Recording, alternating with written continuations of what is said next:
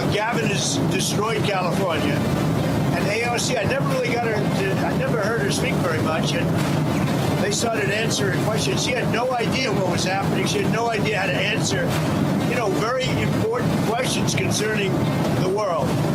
But she can't answer questions concerning New York City either, because New York City got some problems. We've only got one adult political party in the United States right now, and it's the Republican Party. Marco Rubio gave the speech of a lifetime over there. He laid out a clear foreign policy vision that defends Western values and Western civilization.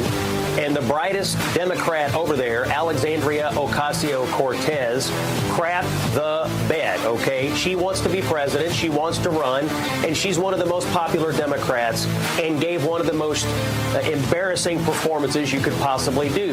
Gretchen Whitmer, one of the governors that Bakari is touting, said she knows even less about foreign policy than AOC. And Gavin Newsom has repeatedly embarrassed himself every time he's gone to one of these international conferences, whether it was Davos a few weeks ago or Munich. He can't even rebuild a single house in the Palisades in Los Angeles. And California people are running out of there like crazy right now. The bottom line is this. The international conferences have been a disaster for Dems, and they have showed Republicans, in the name of Marco Rubio this time around, to be adults who have a clear-eyed view of what the United States has to do in the future. I feel like the collective response from the right, conservatives, Republicans, to this comment from Obama was, spare us. How completely preposterous. Just on its face, Charlie, the way that he framed the whole discussion was classic, divisive, self-unaware Barack Obama. He's like, oh, us versus them? That's not us. That's them. We would never do such a bad thing. Only they would, right? He's doing it literally in the interview while having no concept that he's doing it yet again. And this was part of his brand, right? With nice rhetorical flourishes, but this was a conformity-demanding demagogue for 8 years as president. When he gets involved in politics to this day, this is the way that he argues, not just in rhetoric, but in policy as well. And to say, oh, the only anti-unity nasty people are on the right, he must have been in some sort of intellectual coma for the last 50 years, if he actually believes that. Yeah, part of me says, well, gee, where were you back during when American cities were being burned to the ground? And I'm not, yes, the Europeans annoy me sometimes, and yes, I disagree with them on certain issues, but we have to remember that is the cradle of Western civilization. The entire idea of Christian civilization that led to the founding of the United States of America, that was formed in Europe. The cultural bonds, the religious bonds, these things are going to last beyond political disagreements. But I think that Europe, and frankly, I would have said this about America a year ago, but Europe is at risk, I think, of creating, of engaging in civilizational suicide. They are unable to or unwilling, too many countries, to control their borders. You see them starting to push back against that, and good. That's a good thing. You see them starting to limit the free speech of their own citizens, even as those citizens are protesting against things like the border invasion that got Donald Trump and a number of European leaders elected. So, look, I want Europe to thrive. I want them to be an important ally. Part of that is going to be Europe respecting its own people, respecting its own sovereignty, and America can't do that job for them. If you have a country like Germany, where you have another few million immigrants come in from countries that are totally culturally incompatible with Germany, then it doesn't matter what I think about Europe. Germany will have killed itself, and I hope they don't do that, because I love Germany and I want Germany to thrive.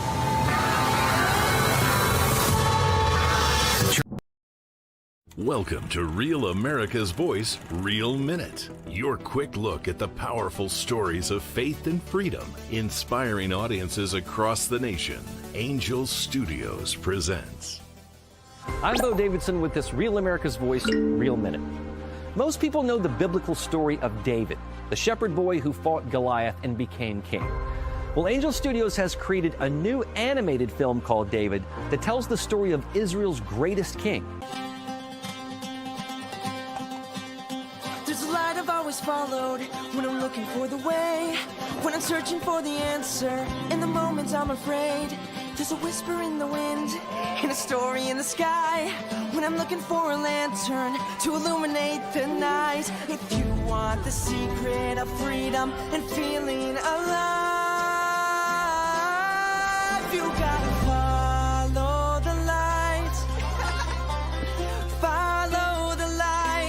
For those who love great animated classics like The Lion King and Prince of Egypt, David is an awe-inspiring animated musical that depicts David as a spirited boy who fought lions, giants, and even betrayal, depicting how one boy's faith could lead him to be king of Israel.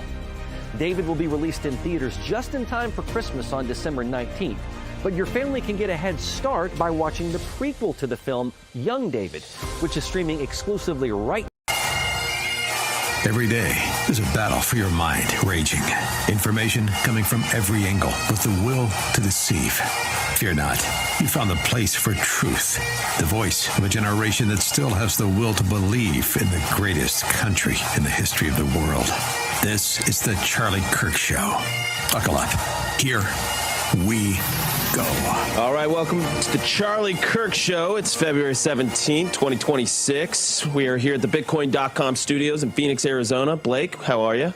How we doing? Well, I mean, there's a lot of sad things in the world. There's just a lot of sad things in the world. Well. I'm still not over Robert Duvall yesterday. I actually went back and watched a bunch of his clips on YouTube last night. And obviously there is the newest trans shooting that came out of Rhode Island this time. We're going to unpack that. We also have Riley Gaines joining the show halfway through the hour. And then we're going to turn our attention to Prop 4 in Utah. Got updates there. We made it across the finish line, at least we hope, in the gerrymandering Prop 4 story. Then we got Mike Davis in the second half of hour 2. But first, I want to pay homage to the great Rush Limbaugh. It is the 5-year anniversary of Rush's passing. It is 5 months since we lost Charlie, and Charlie loved Rush. Charlie often on this show would remember Rush and would pay tribute to Rush. And Rush and Charlie were dear friends. Actually, Charlie said on this show after Rush's passing that Rush Limbaugh became a 7-figure donor to the organization. He did it privately and quietly. That was the stipulation. And upon Rush's passing, Catherine, Rush's widow, gave Charlie permission to reveal that, make that public, as Charlie wanted to honor Rush Limbaugh in a very special way. And so I wanted to play just quickly here at the outset a clip from Rush Limbaugh describing the first time that he met Charlie Kirk. 375. I don't want to jinx him, but I'm just going to tell you. They brought Charlie Kirk to the golf course to meet me about a month ago. He was in town to set up this Turning Point thing, and I spoke with him for about a half hour. This is the kind of guy that you can see really becoming big in politics as he gets older. He just has the carries, the personality, the charisma. You may think this sounds weird, but I remember when Bill Clinton became president, people were saying that they just knew Bill Clinton was going to be president someday. In college, he just had that kind of ambition, and he impressed people in a way that he could. I'm telling you that people are saying the same things about Charlie Kirk. Did Charlie ever actually golf? Charlie hated golf. I thought so. Charlie hated golf. That was one of our great similarities. He thought it was a waste of time. He thought men should be spending more time with their families. And that is such a Charlie thing. He'd be like, "This takes 4 hours to do." I mean, you could do it in 2 maybe if it wasn't that crowded of a course, but still, it is a time consuming. You really would get why Charlie liked college football, and it was because you could watch it while doing other things like running Amfest. Yeah, exactly. As I was saying, have it on and every so often he'd stop, look at the screen, a play would happen, then he'd move on. That was Charlie's idea. Remember during the World Cup, and he was watching on his phone in the middle of segments on the show, and he would get distracted while doing the segment. Yeah, well, Rush was. I'll never forget when we started the show, and Charlie said that he aspired to be more like Rush Limbaugh, and that was sort of a northern star for Charlie. And then obviously that picture that you see on screen was Rush Limbaugh at one of our events. We honored Rush with an award down in Palm Beach. And then Rush got to introduce President Trump at one of our student action summits as well. And Charlie went and picked Rush up. They drove in the car back together and had a really long talk. And I just remember being very jealous I didn't get invited to go along with Charlie to go pick up Rush. But Charlie told me all about it and said how amazing it was. As you say, he modeled himself on it. And that was one of Charlie's great strengths, is he had We had so many mentors, he had so many models, and he had no shame. Just his way of attacking so many issues was, okay, well, what does the best person at this do? And I'll just copy them. And so that's why you would see funny aspects of this. Like, you'd always call him Barack Hussein Obama, because Rush Limbaugh called him Barack Hussein Obama when he was listening to him in high school. I think Lady Graham was also one. Lady Graham. He would have the same nicknames as Rush because Rush was one of the best at it. Why wouldn't he copy him? Yeah, and so here's to you, Rush Limbaugh. You are still the GOAT, the greatest to ever do it. 5 years on, we miss Rush Limbaugh in this movement, and now with Charlie gone, we miss Charlie so much from this movement, and there will never be another like either of them. And so we pay tribute to the passing of Rush and the passing of Charlie at the same time. Two great friends, two great patriots, titans of their generations, and we miss them dearly. He didn't get to be president, but he got to be a prophet and a martyr, which are greater things. Yeah, and he helped elect a president. And so there we are. Story one in the can, as it were. We want to turn our attention to what happened in Rhode Island. This is a terrible story at a youth hockey tournament where a trans shooter, turns out to be the father, Robert Dorgan, he was born a male, also went by Roberta Esposito. That's the new euphemism that they've been using in articles. He was a person who used two different names. That's a new euphemism. And I think, well, listen, let's just play the clip, 321. As for the suspect, can you confirm whether the suspect's a male, female? We've heard that is a transgender person. Is that something that you have in terms of information? So what I can say right now that we have identified the person, the suspect, by a birth name. The birth name was Robert Dorgan. We have also learned that the person does go by the name of Roberta. Roberta. What's the difference? It was even weirder because it's Dorgan, but then apparently went by Roberta Esposito. So possibly, obviously a clearly unwell person. Well, and the daughter confirms it. Yes. So 322. My father was a shooter. What happened? Shot my family. And he's dead now. What was the reasoning? Was there a family argument? He has mental health issues. So, yes, she goes on to describe those mental health issues a little bit more. She says that he had been struggling with mental health for quite some time. She said, quote, he was very sick. So this is a little different. We wanted to talk about this, of course. It's horrifying, but we've just last week we were saying there have been a wave of transgenderism related shootings, and we said there is likely to be more. His is a little different from some of the other ones we've seen because it wasn't a young person who, was diverted into this when they were unwell, in high school. It was, it seems like it was more of a midlife crisis type thing, which is another type. But that's a threat as well. And no, so we have images of this guy. Obviously unwell. Roberta, this is posting pictures of nails. If you can put that up, guys, the nails, cosplaying as a woman, wearing tank tops like a woman, blue haired. This is, you can feel this. Andy No posted this image of this gentleman, I guess, bearing his backside. Something was off here. Well, the most dreadful thing was just the day before, someone said, Tim McBride, a trans person in Congress, is a man. And he said, keep bashing us, but do not wonder why we go berserk. Yeah, I was responding to a Kevin Sorbo tweet.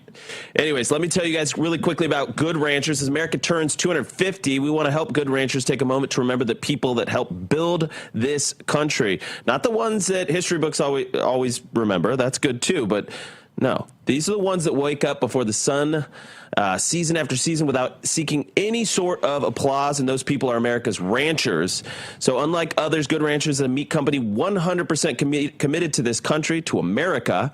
Not just in words, but in practice, from the farms and the ranches. They get the beef to the final seal on the box to the call centers, everything. I'm a Good Rancher subscriber. You should be too. Just a couple clicks. It's simple. It's flexible. you can become a Good Rancher subscriber too. Insert code Charlie, or actually it's Charlie and Kirk, both work. So do code Kirk to get an additional $25 off your first box. So go to goodranchers.com. That's American meat delivered. Goodranchers.com. We'll be back.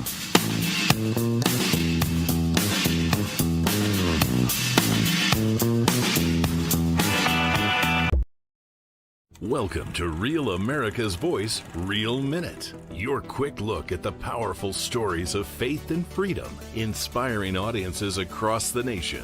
Angel Studios presents. I'm Bo Davidson with this Real America's Voice, Real Minute. Most people know the biblical story of David, the shepherd boy who fought Goliath and became king. Well, Angel Studios has created a new animated film called David that tells the story of Israel's greatest king.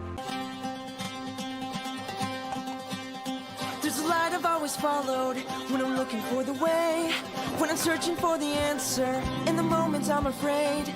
There's a whisper in the wind and a story in the sky, when I'm looking for a lantern to illuminate the night. If you want the secret of freedom and feeling alive,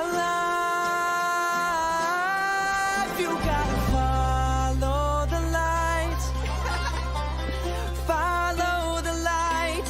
For those who love great animated classics like The Lion King and Prince of Egypt, David is an awe-inspiring animated musical that depicts David as a spirited boy who fought lions, giants, and even betrayal, depicting how one boy's faith could lead him to be king of Israel. David will be released in theaters just in time for Christmas on December 19th, but your family can get a head start by watching the prequel to the film, Young David, which is streaming exclusively right now on Angel. It's perfect for the entire family and has memorable music. So once you join the Angel Guild, you can start watching Young David right now and prepare the fam for the David film in theaters in December. And by joining the Guild, you'll guarantee 2 free tickets to see it. And it's a great value. Let's be honest, going to the movies isn't all that cheap.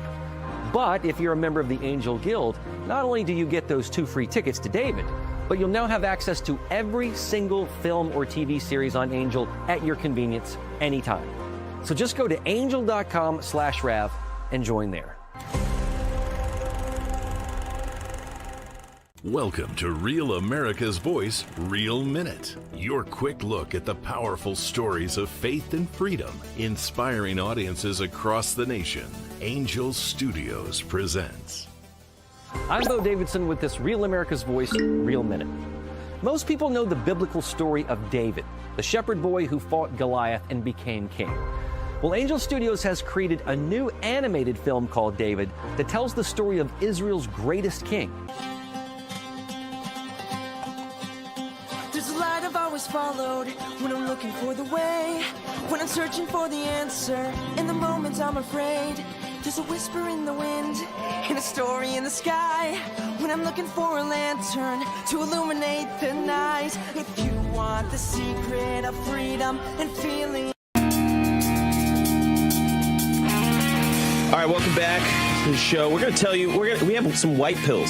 White pills. This is a white pill segment coming up. You are not going to want to miss it. But first, I want to tell you about Why Refi. Why, the letter Y, followed by Refi, YREFY.com. Give them a call today at 888-YREFI34 or visit them at YREFI.com. What they do is they will custom tailor a solution for you if you find yourself in with private student loan debt that is labeled as either distressed or defaulted. There's nobody else who's going to help you with this. It's YREFI. They are the best at this. And by the way, they're great patriots. They love this country and they love helping students get out from under mountains of private student loan debt. They will save you thousands of dollars. They don't care what your credit score is. If you know somebody that has this situation that's drowning in student loans, please check out YREFI today. Just give them a call, a 3-minute rate check without any credit impact. They'll guarantee you interest rates under 6%, ensuring affordability. They'll even let you skip a payment every 6 months up to 12 times without penalty. Please check them out. You don't have to ignore that mountain of student loan statements on your kitchen table anymore. And if you find yourself depressed, you don't have to be. Just give them a call. They can help you. You need to take advantage of what they offer. You need to take ownership of your financial future. So get behind the wheel now. So give them a call, 888-YREFI34, YREFI.com. Okay, a little bit of a white pill here. Real Clear Investigations. This is something we've talked about on the show before, but it bears repeating because it's so important. Surprising revival. Gen Z men and highly educated lead return to religion. So this is something, yeah, there you go. There's the graphic right up there. It's big news story. And I love this because it kind of drafts off the last story. And I'll explain why. You saw this guy, Robert Dugan, another trans shooter. Did you know that 4 out of 10 young Gen Z liberal women are also, that are religiously unaffiliated? So 4 out of 10 are religiously unaffiliated. 4 out of 10 also are LGBTQ. That's, again, this is Gen Z. That's quite the lineup. That's Gen Z, young Gen Z women that are liberals, progressive. 4 out of 10 LGBTQ, 4 out of 10 religiously unaffiliated. But here's what's great. Young men are flocking back to the churches, but they're not flocking back to mainline denominations. They're not flocking back to weak, watered-down professions of the Christian faith. They want the high-octane... No one has ever excitedly posted I'm excited to announce that I have been baptized into the Evangelical Lutheran Church of America. Exactly. Sorry, my dad's ex-ELCA. I got to dunk on them. So, from time to time. This is what's fascinating. So they document a new report from Chapman Center on Demographics and Policy. For the first time in decades, Pew Research notes that in the U.S. at least, Christianity has stopped its nosedive as more people begin to see the efficacy and the rewards of religious faith and practice. So where are they going? They are returning to Orthodox faith, Christian Orthodox, Greek Orthodox, Eastern Orthodox. Those churches are booming, almost 100% increase in new converts. Catholic churches, conservative Catholic churches are booming. Conservative Protestant churches are booming. Charismatic churches are booming. Those are all high octane, give it to me straight. The most interesting part to me is that highly educated subset, because we should be frank. Charlie saw evidence of revival. We've seen evidence of revival. But at the big picture, it's not necessarily showing up in Poland. It's that the decline has stopped. And yet, if you talk to people, if you're in D.C., if you're in, for example, organized conservative circles, everyone can see that there's this revival, that young people are joining in. They're showing up a lot more. People see it on the ground. And what I think you're seeing is a big preference shift among the biggest the cultural influencers, things that go downstream. So if this was 20 years ago, you'd be saying, all the highly educated are bailing on religion, and then that percolates downstream. It's actually kind of like the trans epidemic. That started with a few elites, and then now we're seeing it spread everywhere else. Well, we can see it in 392. Here's the graph. Weekly religious attendance by education. Graduate degrees are actually the most likely to attend every week. Bachelor's degree, just slightly below. Associate's degree. The lowest are high school graduates, which is fascinating. It's almost like, and you see this with a lot of scientists too. A lot of scientists have found faith. A lot of, the guy who cracked the human genome, devout Christian.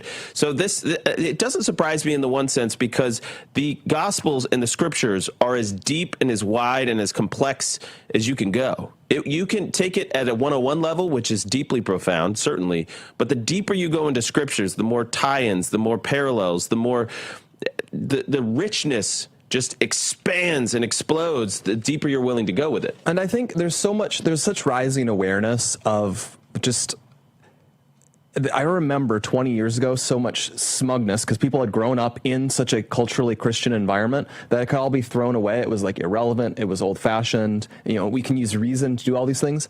And the past 20 years have seen that total vindication of how important faith is as the scaffolding for life to keep everything from going to hell, basically. Well, I think I think people took it for granted that the culture was sort of stable and approximately Christian, and therefore, if you didn't participate in a weekly service, for example, you would still go out into the world and it would still feel approximately Christian, because all of society is blessed by the Christian faith. All of Western society is blessed by the Christian faith. People have seen families disintegration. They're seeing, actually, you kind of need that like I said, that faith scaffolding to really flourish to the maximum of your abilities in many cases. And I think for a lot of people, that's the kernel of, well, if it's so much better to have faith, I think that, especially among the highly educated, helps lead that process to, well, then might it be true, actually?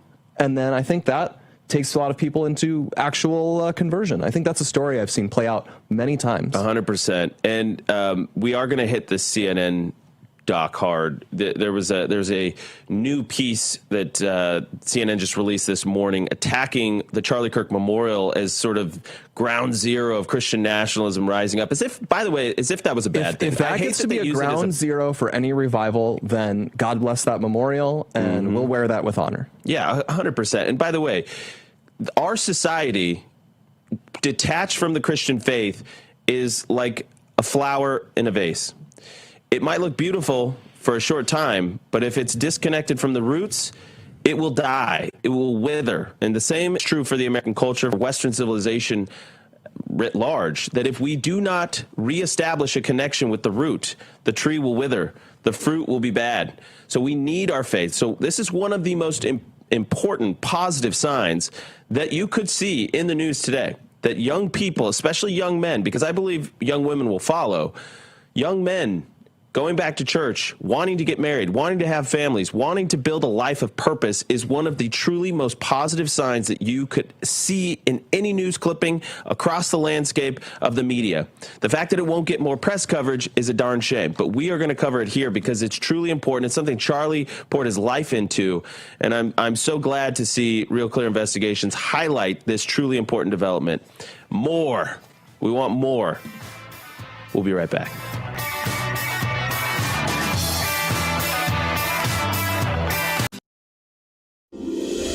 This holiday season, Real America's Voice is proud to partner with our friends at Angel Studios for a special giveaway you won't want to miss. As they launch season 2 of their hit series Homestead, we're giving you the chance to win an exclusive Homestead hat absolutely free. Everyone who becomes an Angel Guild member using our link is automatically entered to the contest. When you join, you're supporting meaningful pro-American storytelling, and you're supporting RAV at the same time. Scan the QR code on your screen right now, or text the word RAV Angel to 75802. After you scan or text, make sure you follow the steps provided. When you complete the steps and join the Angel Guild, you'll be automatically entered to win that exclusive Homestead hat, a perfect holiday gift for yourself or someone you love. Be one of the first 50 people to sign up and win a hat automatically. Hurry while there's still time. So scan that QR code or text RAV Angel to 75802. Happy holidays from all of us at RAV. At Real America's Voice, we know that you want to be a part of something bigger. That's why we've teamed up with AMAC, the Association of Mature American Citizens, to build a real community of folks who care about faith and our country's future. There is no force on earth that can stop us from saving our country. Want to be a part of this movement? It's easy. Just scan the QR code on your screen right now. That's right. Grab your phone and scan the QR code to join the AMAC and Real America's Voice family today. By scanning the QR code, you'll unlock exclusive content, connect with like-minded Americans, and be first in line for events that celebrate our shared values. So don't wait. Scan the QR code. Join us today and become part of a community that stands for faith, family, and freedom. Real rights, they come from God. With AMAC and Real America's Voice. Go ahead. Scan the QR code now. My name is Tina, and I'm in Dallas, Texas. I'm so grateful to be able to get my news from an organization like Real America's Voice, whose conservative values align with my own.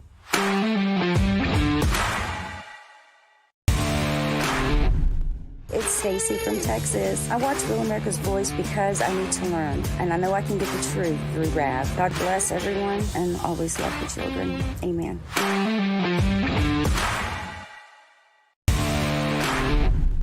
I'm Patriot Mermaid, and I'm from West Haven, Connecticut. When the mainstream media wasn't giving us the truth, I went and looked for the truth and found it on Real America's Voice. Come and join us. Come on.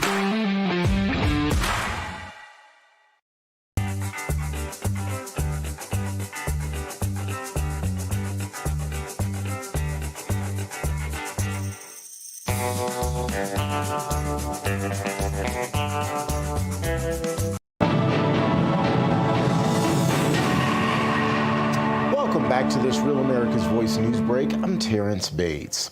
Civil rights icon and two-time presidential candidate Reverend Jesse Jackson is dead. He passed away early this morning at 84 years old, surrounded by family. In a statement about his death, Jackson's family writes, and this is a quote, "Our father was a servant leader not only to our family, but to the oppressed, the voiceless, and the overlooked around the world. His unwavering belief in justice, equality, and love uplifted millions, and we ask you to honor his memory by continuing the fight for the values he lived by." President Trump also chiming in on Reverend Jackson's passing on Truth Social, writing in part, "The Reverend Jesse Jackson is dead at 84. I knew him well long before becoming president. He was a good man with lots of personality, grit, and street smarts. He was very gregarious, someone who truly loved people. He loved his family greatly, and to them I send my deepest sympathies and condolences. Jesse will be missed." Reverend Jesse Jackson dead at 84 years old. President Trump headed to Rome, Georgia on Thursday as early voting for that district's open congressional seat is in full swing. The commander-in-chief is endorsing prosecutor Clay Fuller to replace Marjorie Taylor Greene in Georgia's 14th congressional district special election. During the trip, 47 will likely affirm his support for Fuller as the candidate faces an uphill battle to win the race outright. Nearly 20 candidates are vying to fill the seat. With so many people in the race, it may be difficult for one candidate to earn the majority needed to win the race. If that happens, the top two vote getters, regardless of party affiliation, will advance to a runoff. While the district is deep red, enough Democrats and independents are on the ballot, to potentially spoil the race for Republicans. This special election has all candidates, regardless of party, on the ballot. The district covers 10 counties in northwest Georgia, from the Atlanta suburbs over to Alabama and up to the Tennessee state line. Election Day is March 10th. Health and Human Services Secretary Robert F. Kennedy Jr. continuing to try to make America healthy again by starting to look into the safety of ultra-processed foods. The secretary claims the current industry standards just aren't enough. That's a quick check of your headlines.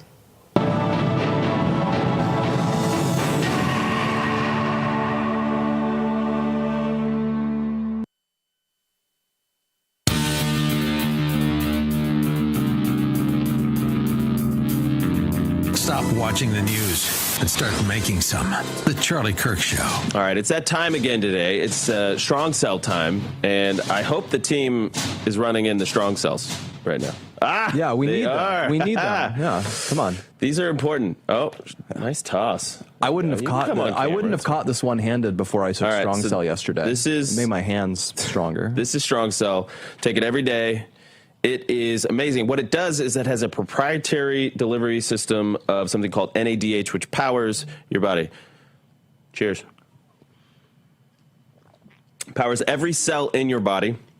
You used to have to take an IV to get NADH into your system. You no longer have to do that because of the delivery mechanism that the strong cell has developed to get NADH to your cells. Your mitochondria need NADH. So if you're struggling with brain fog, fatigue, chronic illness, you want to try Strong Cell. Charlie legitimately loved this product. And for some reason, you guys would always ask him about it all over the place.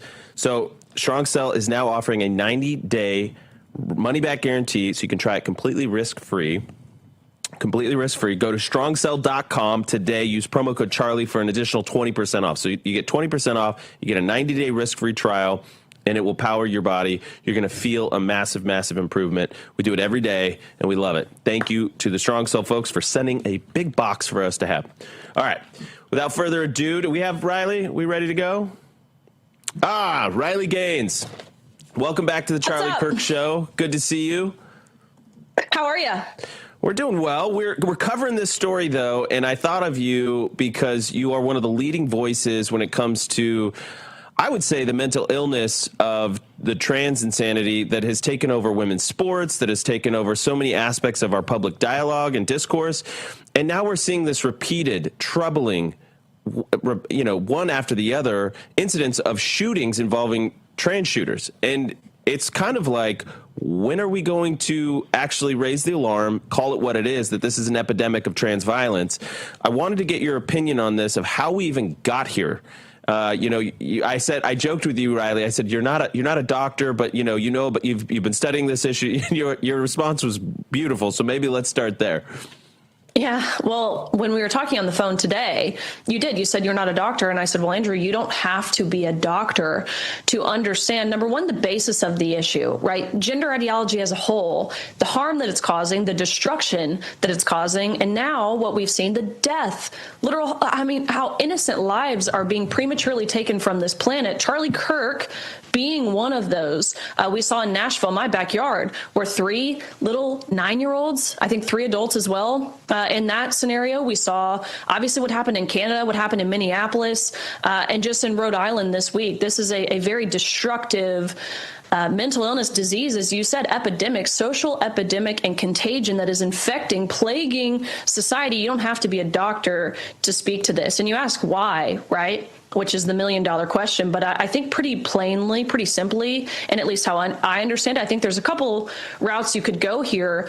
But I think what would resonate with most people is the problem. This is the problem with the affirmation model that we have been seeing being used, whether it's the medicalization side of things, whether it's the respecting pronouns.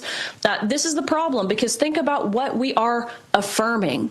By being accepting and affirming of this, we are really only deepening the eventual damage that is lurking underneath the surface. And I say underneath the surface because when we're talking about this demographic, oftentimes these are people with underlying conditions such as depression, anxiety, other personality or mood disorders. And those aren't the things that are being treated by these doctors or surgeons or healthcare professionals or therapists.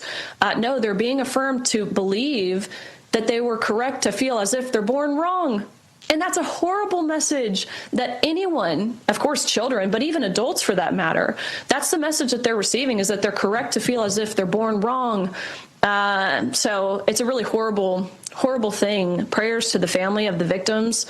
And I think it just leads with the question of, how many more times do we have to see this? What has to be done? What is the answer?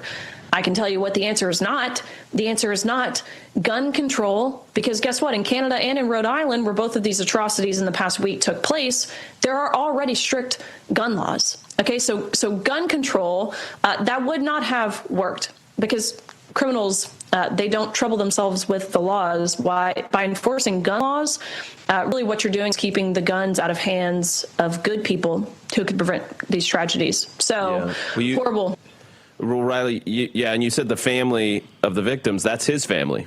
So he killed his son. His son was a senior in high school, and the mother of his son. And I said, wow, at one point when you were talking, because you basically verbatim took a line of Charlie's from 2023 after another one of these incidents had happened. I'm going to go ahead and play that clip, 378. Trans people have been made into kind of the sacred cow of American politics.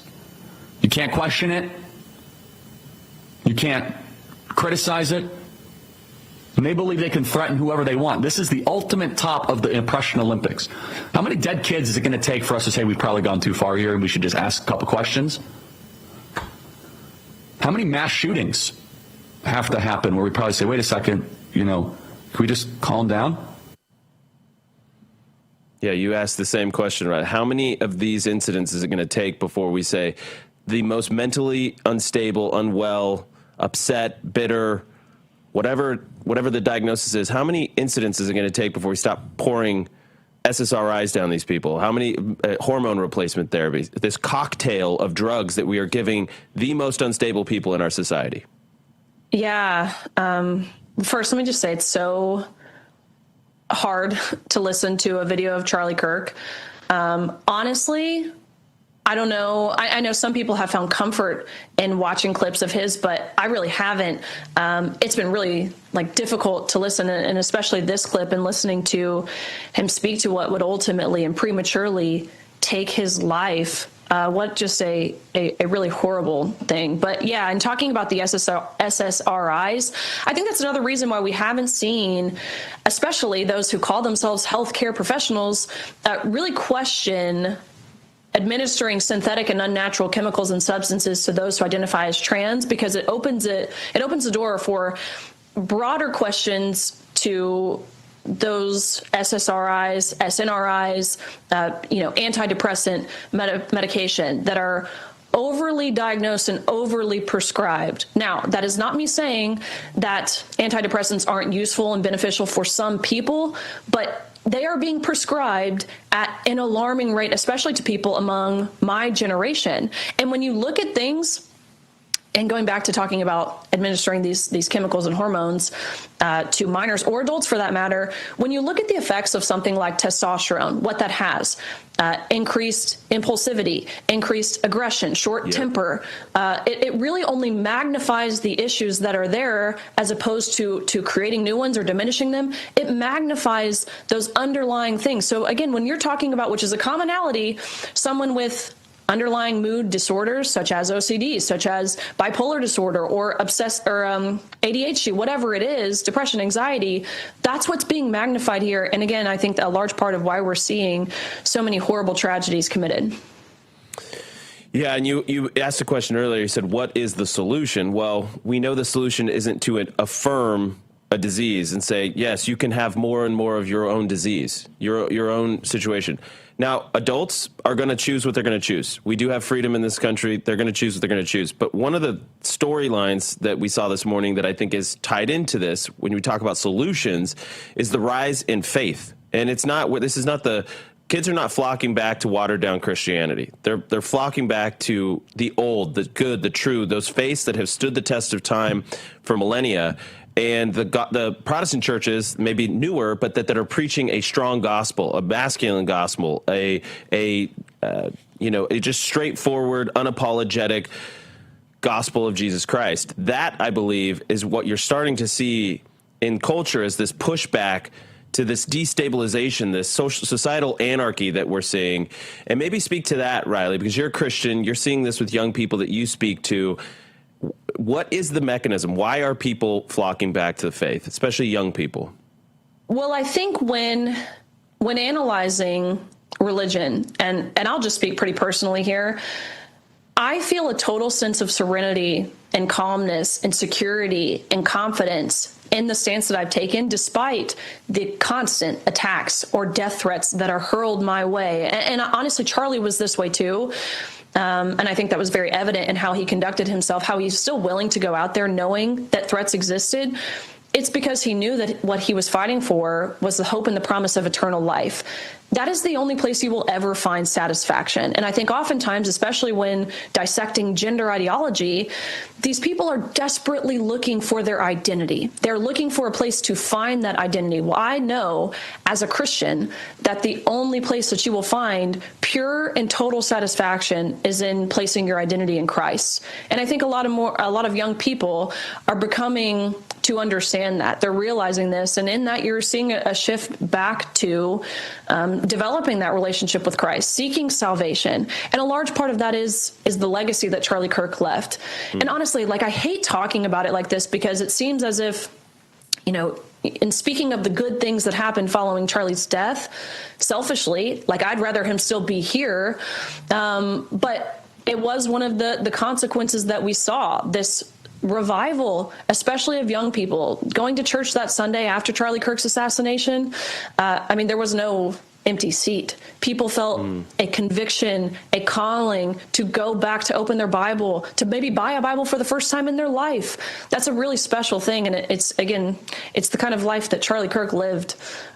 So we're seeing a lot of inspiration in that, I think, especially in my generation. Yeah, well said. And I'm with you, to be honest. It's hard for me to watch Charlie clips. The team and the audience, I know that it means a lot to people out there to see them. But for me, it doesn't get easier. So I'm with you. Riley Gaines, thank you so much for coming. You are uniquely positioned to talk about this issue. So God bless you. Keep safe. And we'll talk to you again soon. Thanks for everything you're doing out there, too, with our students. You're doing a great job. Yeah, of course. Thank you, too. All right. See ya. I'm going to tell you guys about Patriot Mobile.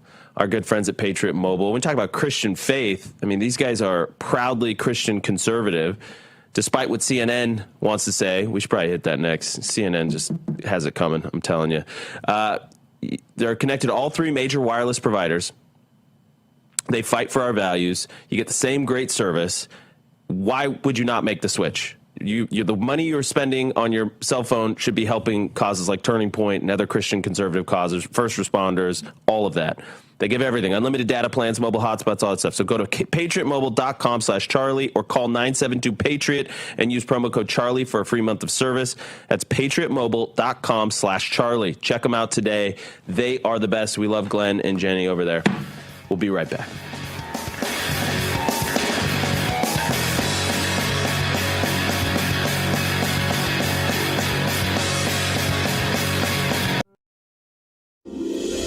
This holiday season, Real America's Voice is proud to partner with our friends at Angel Studios for a special giveaway you won't want to miss. As they launch season 2 of their hit series Homestead, we're giving you the chance to win an exclusive Homestead hat absolutely free. Everyone who becomes an Angel Guild member using our link is automatically entered to the contest. When you join, you're supporting meaningful pro-American storytelling, and you're supporting RAV at the same time. Scan the QR code on your screen right now, or text the word RAVAngel to 75802. After you scan or text, make sure you follow the steps provided. When you complete the steps and join the Angel Guild, you'll be automatically entered to win that exclusive Homestead hat, a perfect holiday gift for yourself or someone you love. Be one of the first 50 people to sign up and win a hat automatically. Hurry while there's still time. So scan that QR code or text RAVAngel to 75802. Happy holidays from all of us at RAV.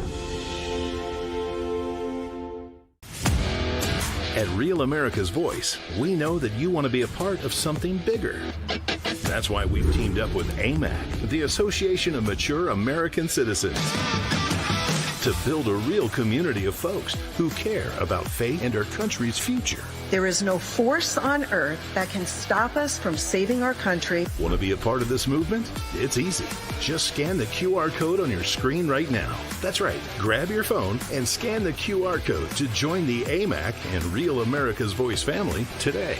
By scanning the QR code, you'll unlock exclusive content, connect with like-minded Americans, and be first in line for events that celebrate our shared values. So don't wait. Scan the QR code.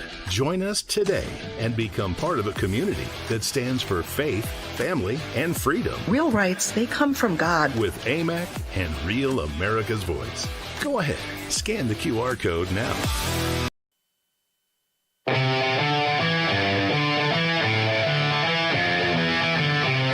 All right, welcome back to the Charlie Kirk Show. Got to hit this. Got to hit CNN. They're at it again. Their old tricks.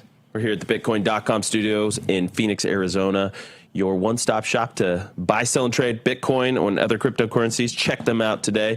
So, Blake, CNN is doing a special, documentary piece on the rise of Christian nationalism. Oh boy, they're bitting that hobby horse again. There have been multiple storylines that feel like I'm like in 2021 again. Like over and over and over again. 23, I think, was the peak where they were really emphasizing that Christian nationalism was going to be the threat du jour of 2024.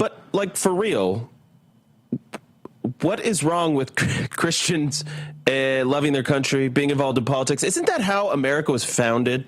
Yeah, I mean, it's that classic thing where Antifa will post, these World War II, like Antifa in World War II, when they all consider their great grandfathers like the worst fascists imaginable. Of course, every view they hold. Yeah, and so same thing. You're a Christian nationalist if you believe anything that 90% of Americans believed from 1776 to 1970. Consider this. So CNN does a piece. Pamela Brown, who I know, talking about the radicalization of people at Charlie's memorial. Because Charlie was assassinated by a radical, by, as we talked about with Riley, somebody that was animated, at least in part, by his love affair with somebody that was trans. And instead of burning down the country, like the real radicals did, we held vigils and memorials, and people bought Bibles, and they got baptized. How is that a bad thing? What are we even talking about here? So let me play the clip, 384. And if you don't get as ticked off as I do watching this, I don't know. This is just really infuriating stuff. 384. Memorial service was one of the most potent examples of this shift in our culture that we're experiencing right now, where a large segment of American Christians are being activated by these ideas, radicalized by these ideas that say that they are the persecuted ones and that they need to stand up for Christians' rights. Well, Charlie did get assassinated. You do realize that. Whoever this guy is, what's his name? He deserves to be made a little bit famous for being an idiot. I refuse to know the names of CNN personnel. So we have a nation that was founded by Christians, inspired by quite fanatical Christians, if anything. Yes. Yeah. By the way, the only true form of Christianity is a radical Christianity. There's Bible verses talking about if you're a lukewarm Christian, you will be spit out. And it's one of those books Charlie liked, Tom Holland's Dominion, that because we swim in the ocean of Christianity, even if you're not religious, actually, we don't recognize how fundamentally radical Christianity was from its very beginnings, that it totally remade the moral order of the Roman Empire, of the other Europeans that converted to it, of the Middle Easterners who converted to it, that everyone who ran into Christianity in the 1st century, the 2nd century, the 3rd century, for the first time, they're thinking, what in the world is this? It has to be a radical faith. It is not a faith that is just going with your completely innate passive impulses that prevailed everywhere around the world before it came along. Well, and this is the point. I mean, you look at what we talked about with the rise of Gen Z men going to church. They're going to the ancient churches that have not bent the knee to the zeitgeist of the culture of the day. They're going with things that are proudly and unapologetically preaching the full gospel, the full weight of it. They don't want a weak, watered-down preaching style. They don't want that. That's exactly what the world offers. They don't want pseudo-social sciences with a pew. That's what the world offers. They want radical Christianity that's boldly standing up for the principles of Jesus Christ and his death on the cross, risen from the dead on the 3rd day, appearing before the apostles, and then 500, and then 5,000. That's what they want. They want the full thing. And they want people inspired by that faith to march into the public square and to build a world that looks more like the kingdom of God. That is the Christian faith. Let's go to the clip. Charlie, 395. John Adams famously said the Constitution was only written for a moral and religious people. It was wholly inadequate for the people of any other. The body politic of America was so Christian and was so Protestant that our form and structure of government was built for the people that believed in Christ our Lord. One of the reasons we're living through a constitutional crisis is that we no longer have a Christian nation, but we have a Christian form of government, and they're incompatible. So you cannot have liberty if you do not have a Christian population. By the way, it looks like we have, I wonder if it's loaded. Is 394 loaded? Yep, loaded. Our little thing that we were discussing has made its way to Fox News, 394. Young men report feeling culturally dislocated or villainized by progressive secular discourse regarding masculinity. Traditional forms of Christianity, particularly Catholicism and Orthodoxy, offer a narrative of responsibility, sacrifice, and hierarchy that appeals to men seeking a defined role in a fluid world. Now, the report also breaks down weekly religious attendance by education level, and those with postgraduate degrees are at 30%. People with bachelor's degrees, 28%. Emily, to add to this a little bit, okay, it's a worldwide phenomenon. 45% increase in the number of people baptized in France. In the UK, they have seen 18 to 24-year-olds jump from 4% believers and attending church in 2018 to 16%. But I love this. Most of this growth is concentrated among Catholics and Pentecostals. A shout out to my evangelical crowd there.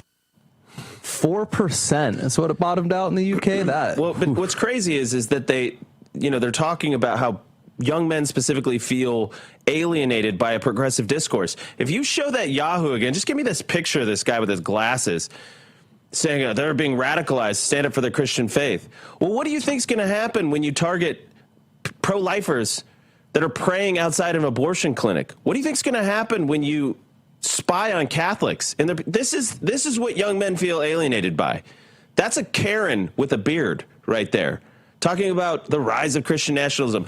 The rise of Christian nationalism is why we didn't burn down cities when Charlie was killed.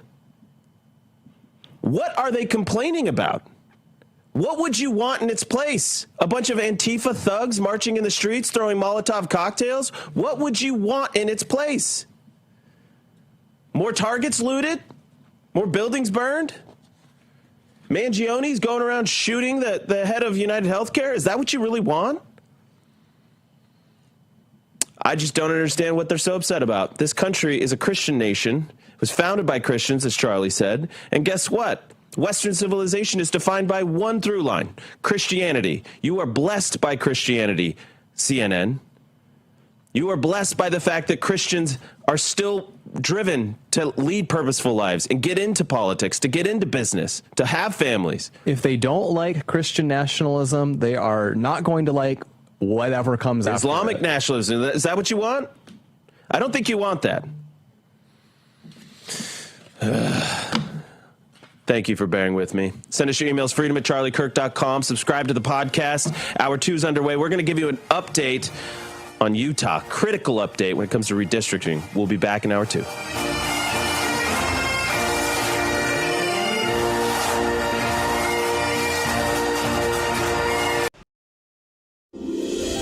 This holiday season, Real America's Voice is proud to partner with our friends at Angel Studios for a special giveaway you won't want to miss. As they launch season 2 of their hit series Homestead, we're giving you the chance to win an exclusive Homestead hat absolutely free. Everyone who becomes an Angel Guild member using our link is automatically entered to the contest. When you join, you're supporting meaningful pro-American storytelling, and you're supporting RAV at the same time. Scan the QR code on your screen right now, or text the word RAVAngel to 75802. After you scan or text, make sure you follow the steps provided. When you complete the steps and join the Angel Guild, you'll be automatically entered to win that exclusive Homestead hat, a perfect holiday gift for yourself or someone you love. Be one of the first 50 people to sign up and win a hat automatically. Hurry while there's still time. So scan that QR code or text RAVAngel to 75802. Happy holidays from all of us at RAV.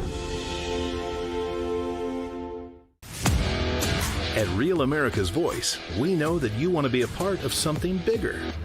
That's why we've teamed up with AMAC, the Association of Mature American Citizens, to build a real community of folks who care about faith and our country's future. There is no force on earth that can stop us from saving our country. Want to be a part of this movement? It's easy.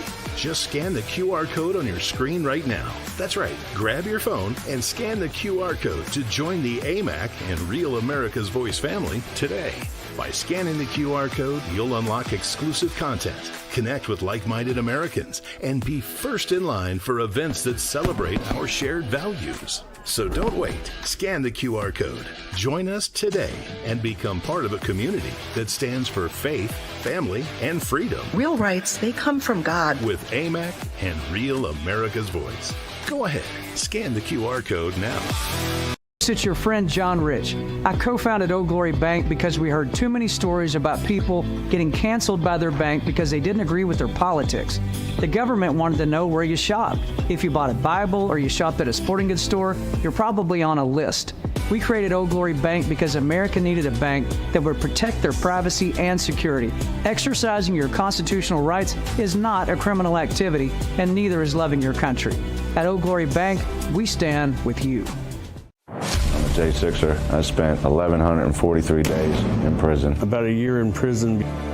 We were prosecuted, persecuted. J6ers have been treated like terrorists. And we need your help. Stand in the Gap was founded to stand in the gap for J6ers working to rebuild their lives after being incarcerated. For just $10 or more, you can help these patriots get back on their feet again. Every dollar you give is being matched up to $50,000. Go now to j6support.com and donate today.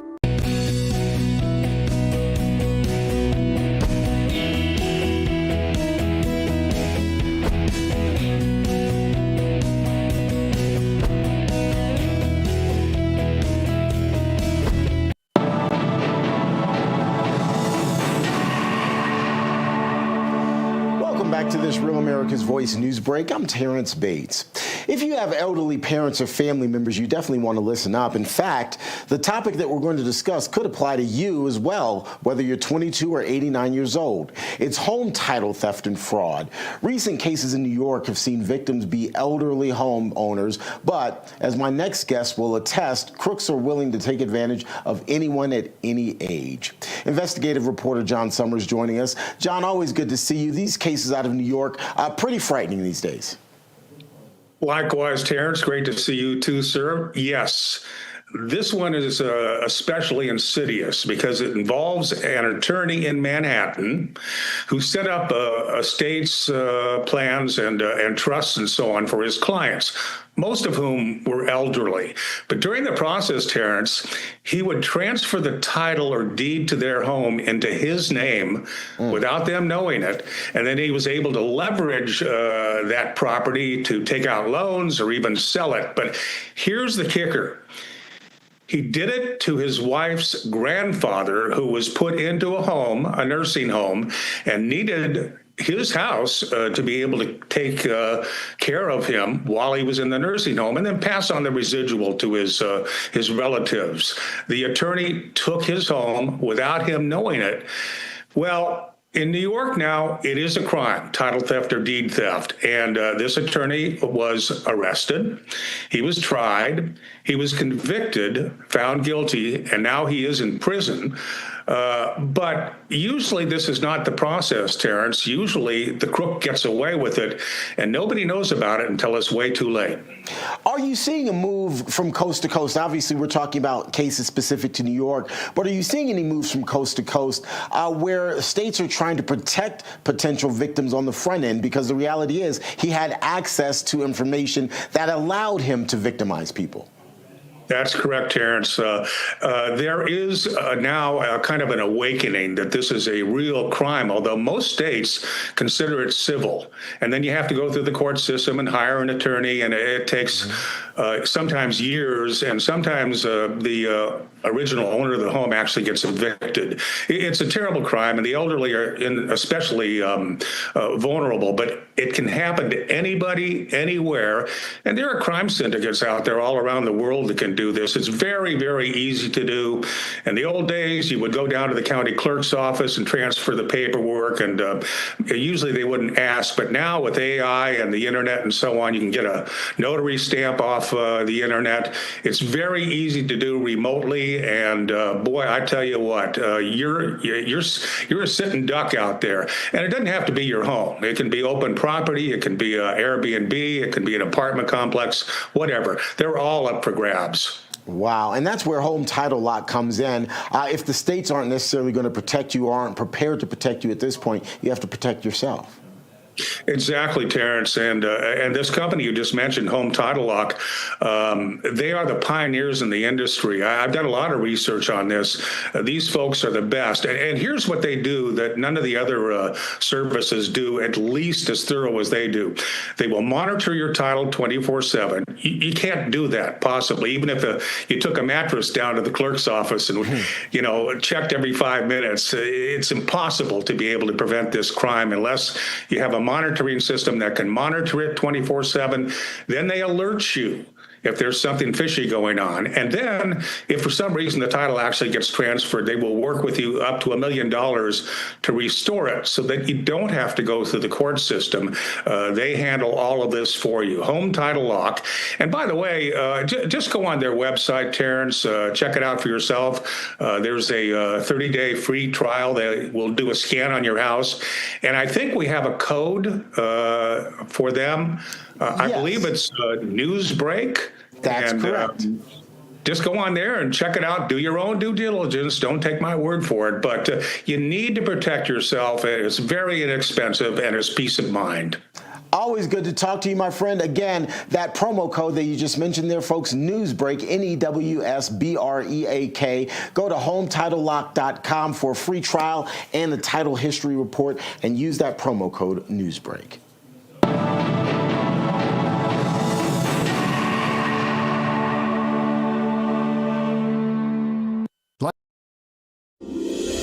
This holiday season, Real America's Voice is proud to partner with our friends at Angel Studios for a special giveaway you won't want to miss. As they launch season 2 of their hit series Homestead, we're giving you the chance to win an exclusive Homestead hat absolutely free. Everyone who becomes an Angel Guild member using our link is automatically entered to the contest. When you join, you're supporting meaningful pro-American storytelling, and you're supporting RAV at the same time. Scan the QR code on your screen right now, or text the word RAVANGEL to 75802. After you scan or text, make sure you follow the steps provided. When you complete the steps and join the Angel Guild, you'll be automatically entered to win that exclusive homestead hat, a perfect holiday gift for yourself or someone you love. Be one of the first 50 people to sign up and win a hat automatically. Hurry while there's still time. So scan that QR code or text RAVANGEL to 75802. Happy holidays from all of us at RAV. At Real America's Voice, we know that you want to be a part of something bigger. That's why we've teamed up with AMAC, the Association of Mature American Citizens, to build a real community of folks who care about faith and our country's future. There is no force on earth that can stop us from saving our country. Want to be a part of this movement? It's easy. Just scan the QR code on your screen right now. That's right. Grab your phone and scan the QR code.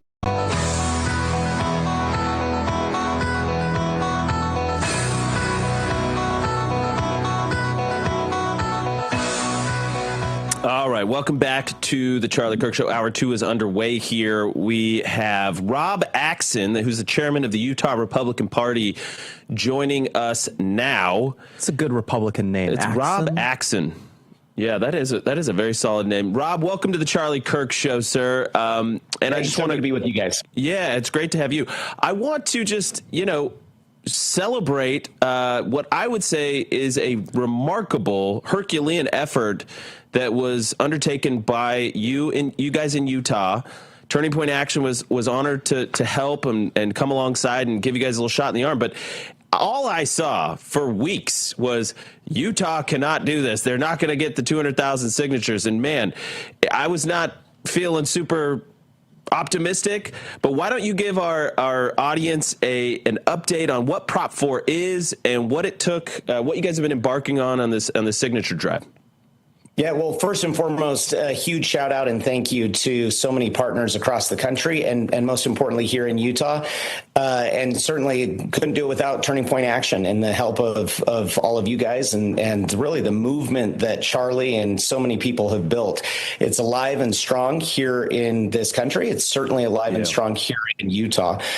So here's where we were in a nutshell. In 2018, Proposition 4 was put onto the ballot. It passed by a very narrow margin. It provided an independent, whatever that means, but an independent redistricting commission. And so that was supposed to provide recommendations to the legislature on drafting maps. In the language itself, when voters voted for it, it was referred to again as a recommending body. And it said that the recommendations could be accepted or rejected by the legislature. So, okay, that's fine. I didn't like it, but at least it was constitutional. The problem is there's been a lawsuit, and it led to a court decision here in Utah 18 months ago by our state Supreme Court that I believe they got wrong, where they gave preeminence to initiative authority over that of our elected representatives, kind of defeating representative democracy. So that was issue 1. Issue 2, we had a lower court judge who then, based off of that ruling, threw out our congressional maps and picked a map of her own choosing that came from a private group, one that did not go through the commission, and more importantly, one that did not comply with Article 9 of Utah's state constitution that says the only body that can draft maps is the state legislature. You can't ignore the Constitution. You can't ignore it. If you don't like it, you can change the Constitution, but you can't ignore it, certainly not by one judge. So enough was enough, and we engaged in an initiative process to repeal Prop 4, and that's what we were successful in meeting the threshold requirements necessary in what we submitted over the weekend. Okay, so here's my first question. So I lived in California for a while, and I've seen a number of these signature drives to get propositions on the ballot. Usually you got to get a certain number past the finish line because, especially in California, they're going to throw out like a third of your signatures or 20% of your signatures. But I want to underscore a point here. I have a question and a point. The point is the fact that you guys did this, which I think in such quick time. And with Scott Pressler came out, Turning Point Action came out. They needed, I'm looking here, there's 29 state Senate districts, and you needed to hit the threshold in 26 of them. So you couldn't even just blob in the most Republican parts. You had to do it all across the state, even the most liberal parts, even the most rural parts. You had to, very dramatic achievement. Well, so the headlines were that you weren't going to pull it off. You did pull it off. Do you think we have enough extra once isn't the Secretary of State their office is going to review the signatures? Yes, so the clerks will go through in each of the respective counties, and they're going to count all of those. Then it is officially certified by the lieutenant governor. Here's what's interesting. Our requirement statewide is about 141,000 signatures. That's what we need. That's 8% of registered voters here in Utah. You then, as was mentioned, you need 8% of registered voters in at least 26 of 29 Senate districts. We went and engaged in every single Senate district. We went and engaged wherever and everywhere we could, and we did it in a consistent way, showcasing the importance of representative government, showcasing the importance of adhering to the Constitution and not stepping back from that obligation. The nice thing is we exceeded the numbers necessary by a large margin. We've turned in well over 200,000, by tens of thousands, more than 200,000 signatures. And so even with those that will be kicked out, I think we are in a phenomenal spot. Now, here's the challenge, though. We have this quirk in Utah's law where for the next number of weeks, so just about 45 days from the point that we've submitted it, actually a little bit longer, it's the point from when a person's signature is verified, they can have their name removed. They have to voluntarily do that. The problem is the left is spending about $4 million now to come in and try to bully and shame and intimidate people to remove their names. You can't make this stuff up. The very people who claim that they want to listen to the people are the ones who are right now trying to intimidate and drive people from ever being heard. All we did is put this on the ballot. All this does is give it to Utahns to make a decision instead of one judge. That's an important distinction, and now the left is trying to prevent the people from having their voice be heard.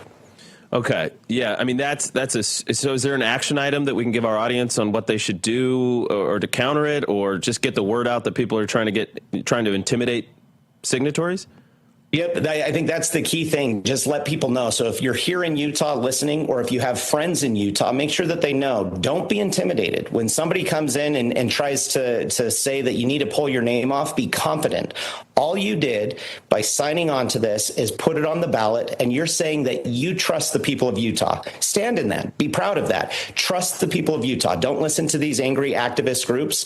Don't listen to a judge. Don't listen to an elected official. Don't listen to me. Let's give it to the people of Utah. Let the people of Utah decide this policy, which has been way too chaotic for the last 6 years, certainly has not been implemented in a way that respects the will of the people back in 2018.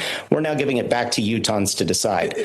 One other thing that would be a call to action that would be helpful is we are engaging in a messaging campaign to make sure that people realize that they're trying to be fooled by these outside groups. That takes money. And so if any of your listeners are willing to donate, they can go to Utahns for Representative Government's website, which is UFRG.org, and you can donate there, and we'll use that to make sure to continue to fight for representative government. Yeah, and let's get that URL up on screen, guys. UFRG, and I just want to give a quick shout out to .org. .org. What did I say? I don't know what I said. UFRG.org, and we'll get that up on the lower here so people have it. I just want to give a quick shout out to the White House, by the way. You know, sometimes people are like, well, they're asleep at the wheel or something like that. No, they heard your guys' appeal. James Blair, Susie Wiles, they sent resources. People told them it couldn't be done in this quick order. They helped you guys out, got it over the finish line. Turning Point Action, Scott Pressler. So this has been an all hands on deck effort to get this. Really quick here, Rob, what was the old maps versus the new maps, and what was going to be the party breakdown just based on like D+, R+? Yeah, well, and before I jump into that, you're exactly right. And it's not just a shout out to the president. It's not just a shout out to partners across the country, Turning Point, Scott Pressler, Matt Brasal, and Tim Saylor. I mean, all of these people that folks in conservative politics know. It's not just a shout out to these people. These people are true friends of Utah. Utah is always a flyover state throughout my lifetime. It's easy to ignore. This was a chance where people came, rallied to our defense, to our support. It was a partnership all along the way, and I am grateful for every every Utahn who signed on to this, every Utahn who supported and volunteered, and all of those partners outside of Utah. Now, to your question, our 4 congressional districts, these are districts that represent the will of the people. 13% of Utahns are Democrats. This new map that this judge picked, put together, and pretty much it's the most gerrymandered, manipulated map in Utah's history. She put most of the Democrats into one congressional district. And so you go from 13% of Utah's voters being Democrats to now one of our 4 congressional maps is proposed and to be implemented by this judge is a Kamala Harris plus 28. It's ridiculous. It's not competitive. It's not representative of the people of Utah. It was not accountable and transparent to us. We can't fire this judge. We didn't have any engagement on this. She went and created the most gerrymandered map this state has ever seen. Jeez. Well, this is what the judges do. The will of the people be damned. They're just going to be active. I don't understand what it is about these professions that draw a certain type of people. Rob, great job. This was amazing. Go to ufrg.org. Support their efforts. Got to get this over the finish line, folks. Got to get it over the finish line. We'll talk to you again. We'll be right back.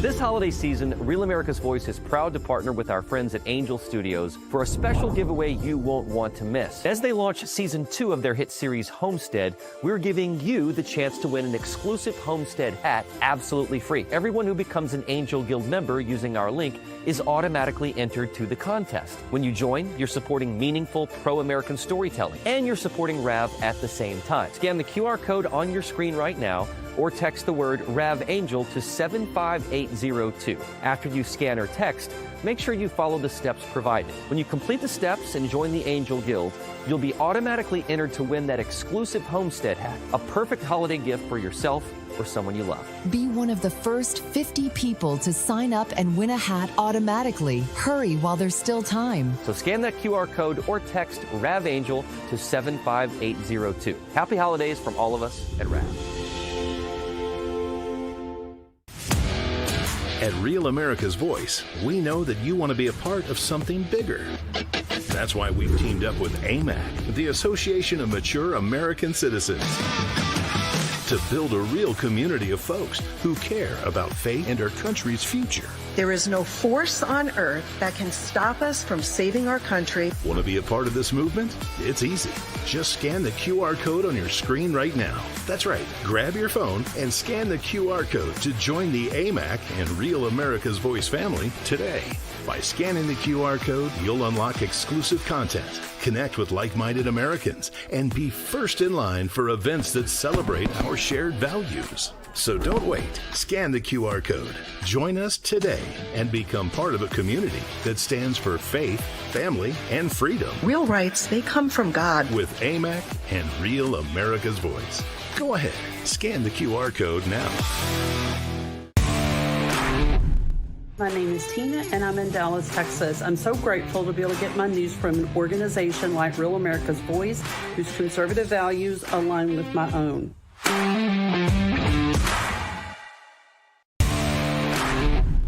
It's Stacy from Texas. I watch Real America's Voice because I need to learn, and I know I can get the truth through RAV. God bless everyone, and always love the children. Amen.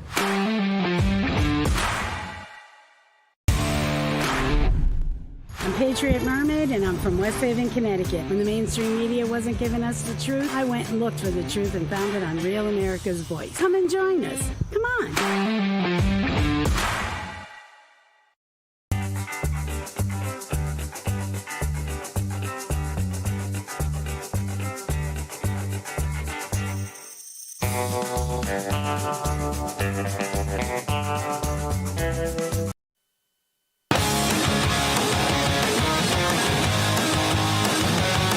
Welcome back to the Charlie Kirk Show. If you've been listening to us for any amount of time, you will know about Why Refi. We are all in with these guys, amazing patriots.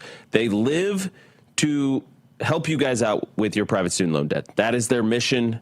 If you have defaulted or distressed private student loan, nobody else is going to touch it. Why Refi is there to help. They don't care what your credit score is. They'll give you a free 3-minute rate check without any credit impact to help you out.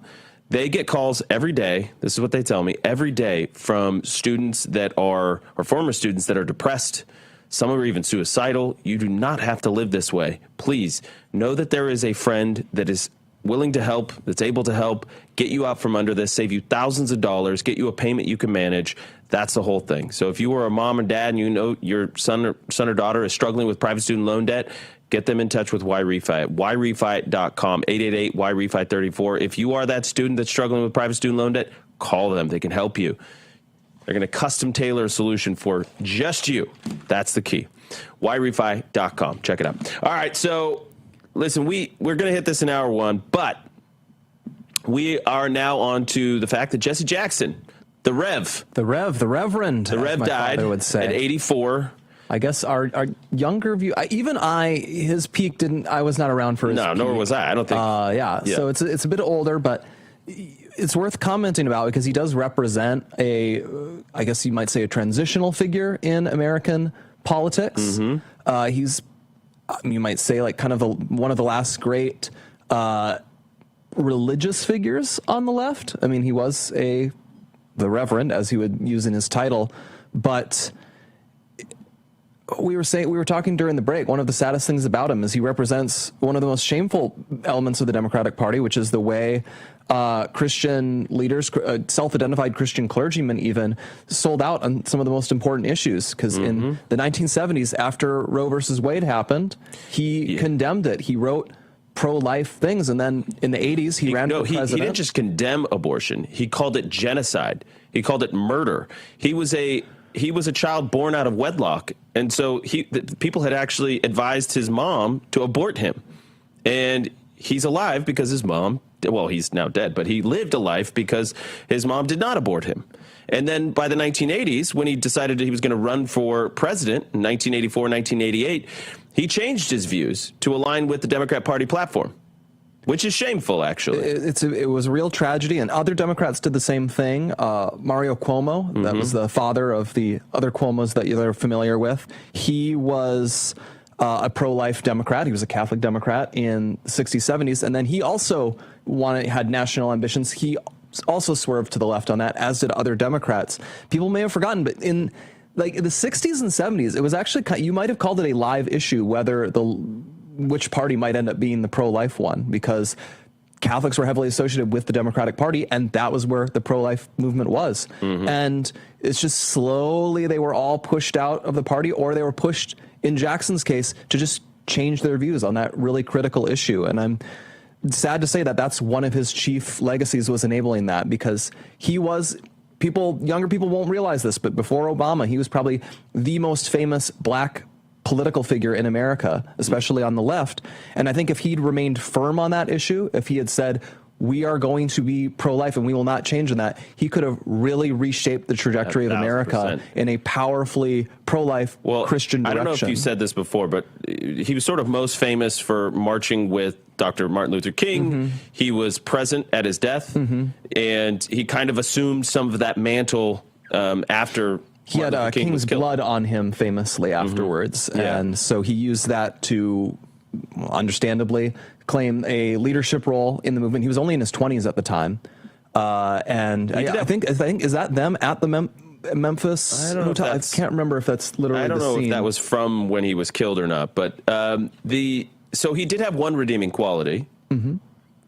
Well, this is a funny bit. We wanted to make sure, because he had some viral moments. He would occasionally use interesting stuff. Another thing I should mention, by the way, he is the person who popularized African American as a term for Black Americans instead of some other. That was the most common term you heard, I would say, when I was growing up, early 2000s. There's been a pushback. And then they pushed back, and now Black has become the default one again. But another thing that is very funny, this was probably the last time he went really viral as a figure in politics. This is when Barack Obama was running for president. He wasn't even the nominee yet, I believe. And he got angry because he felt that Barack Hussein Obama was talking down to other Black Americans. And so he said in a hot mic moment that he wanted to cut Obama's nuts off. Let's play 385.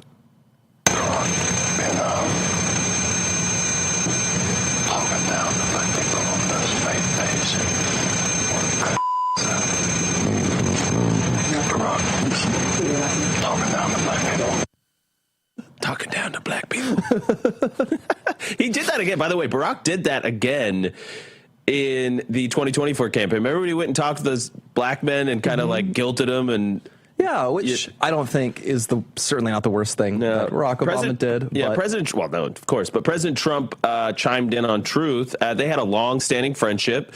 President Trump helped him throughout the years. Said, the Reverend Jesse Jackson is dead at 84. I knew him well long before becoming president. He was a good man with lots of personality, grit, and street smarts. He was very gregarious, someone who truly loved people, despite the fact that I am falsely and consistently called a racist by the scoundrels and lunatics on the radical left. Democrats, all. It was always my pleasure to help Jesse along the way. I provided office space for him and his Rainbow Coalition for years, and the Trump building at 40 Wall Street responded to his request for help getting criminal justice reform passed and signed when no other president would even try, single-handedly pushed and passed long-term funding for historically black colleges and universities, which Jesse loved, but also which other president would not do?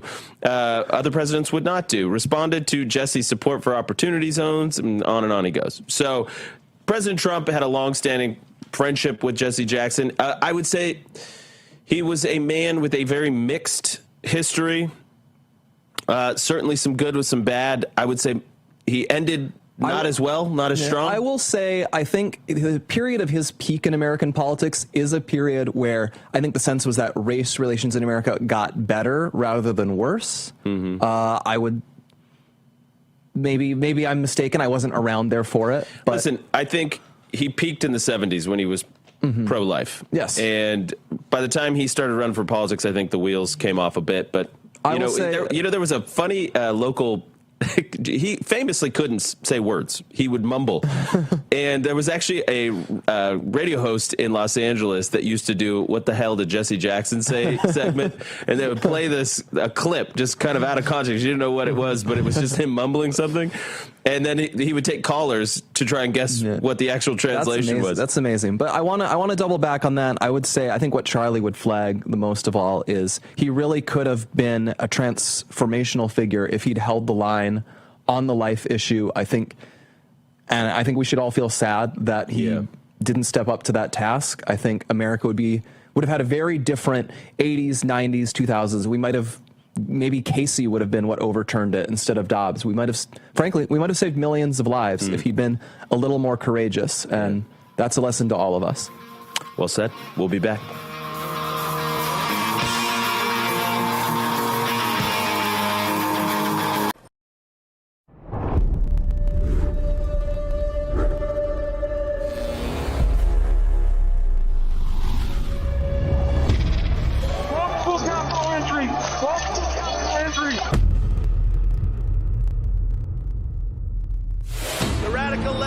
Exactly what they're doing. They want to steal the election. We're going to walk down Pennsylvania Avenue, and we're going to the Capitol. They need to take back our country. Events in Washington have taken a violent and tumultuous turn.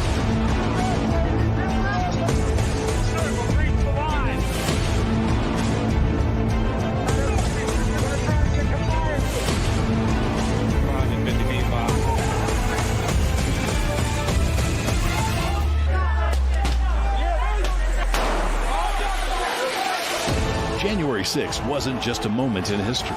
For thousands of Americans, it was the moment their voices were taken. It's insurrection. They were persecuted, hunted. Seditious conspiracy. But behind prison walls, something unexpected happened. They found their voice again. Started singing the national anthem. We took it up to him at Mar-a-Lago. He goes, I'll put my voice on it. Our supporters made this go platinum. Real America's Voice is telling the real story of January 6th like you've never seen it before. Everybody, this must be peaceful. This is not the story you were shown. I take responsibility. This is the story they live. Government entrapment scheme that this actually was. The J6 Patriots are no longer staying silent. They are speaking, they are standing, and they are telling the truth. You can't kill us. You can't beat us. Scan the QR code or visit RealAmericasVoice.com. Real America's Voice presents The Sleeping Giant. Available now.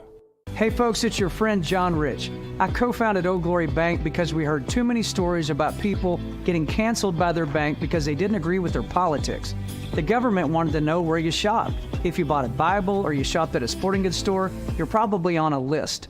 We created Old Glory Bank because America needed a bank that would protect their privacy and security.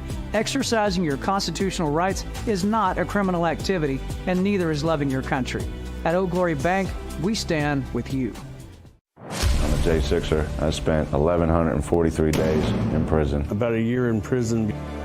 We were prosecuted, persecuted. J6ers have been treated like terrorists. And we need your help. Stand in the Gap was founded to stand in the gap for J6ers working to rebuild their lives after being incarcerated. For just $10 or more, you can help these patriots get back on their feet again. Every dollar you give is being matched up to $50,000. Go now to j6support.com and donate to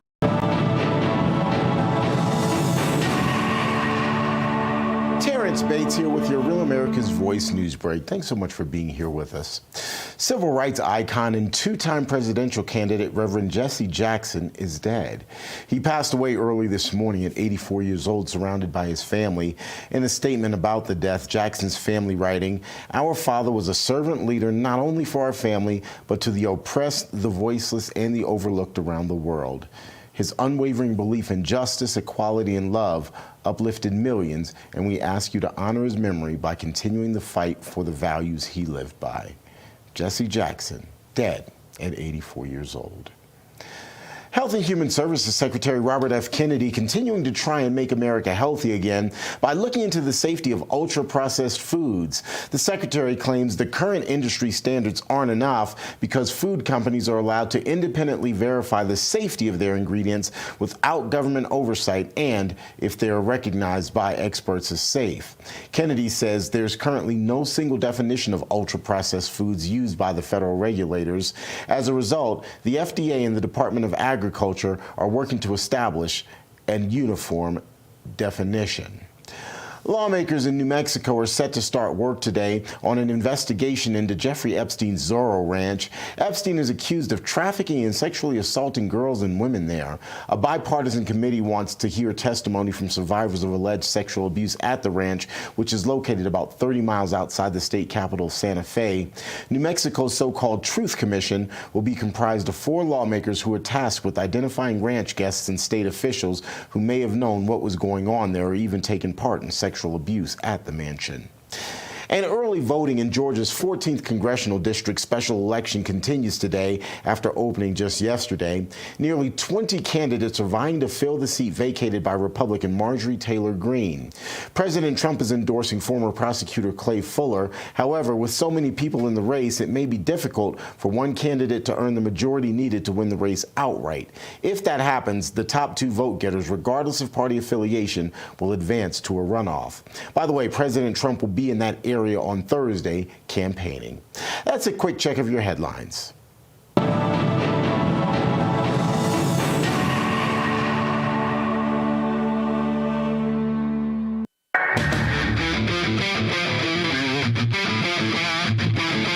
Speaking the truth, no one else has the guts to say. The Charlie Kirk Show.